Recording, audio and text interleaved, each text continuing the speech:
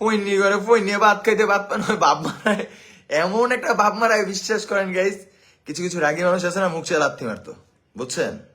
ওর মনে করেন যত বড় শরীর না, যত বড় অকাত না, অত বড় কথা। ওর এত অহংকার দেখে এত ভাবে, ও কিন্তু কোনো বালি না, ও আর কিচ্ছু না। এত ভাব নেয় না গাইস, কসম আল্লাহর। ওই আখির পাড়া হুদা হাত দিয়ে ধরে নাই, মুখ দিয়ে পা ধরছে, ঠিক আছে? আখি আসে নাই, বুঝেন নাই?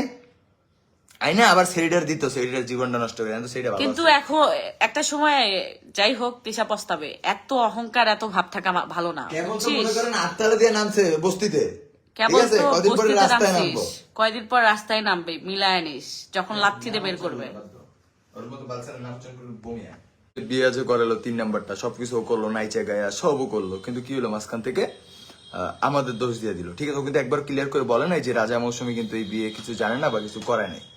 তো এটার জন্য কিন্তু সেই পর থেকে মনে করো ওরে আমরা দেখতে পাই না, এবং ওর যে ছোটখাটো কর্মকাণ্ড যেগুলো যেগুলো করছে সেগুলো আর কি তোমাদের সাথে শেয়ার করছি। কারণ কি জানো, একটা কথা বলি, আমিও মানুষ, আমারও বিবেক আছে। আমি যতই তোমাদের সাথে এভাবে কথা বলি, এভাবে কথা বলি, আমার যে কি পরিমাণ বিবেক আমার সাথে চললে বুঝবো এক একজন। হ্যাঁ, আমি থাক বাদ দেই।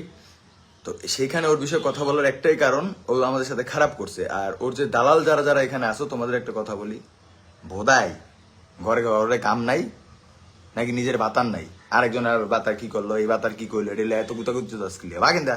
আমরা তো মিথ্যা কিছু বলতেছি না, আমরা যেটা জানি সেটাই বলছি, সত্য